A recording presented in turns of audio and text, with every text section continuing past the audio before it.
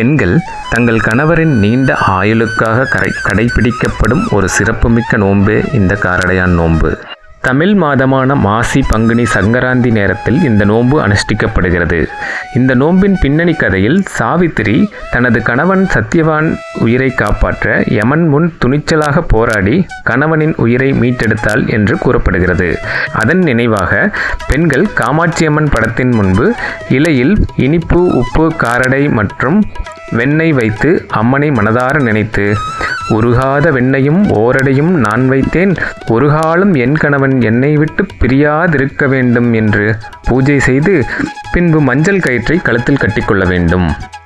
காரடையான் நோன்பு என்பது வெறும் சடங்கல்ல, அது ஒரு பெண்ணின் மன உறுதியையும் குடும்பத்தின் மீதான அக்கறையையும் பறைசாற்றுகிறது.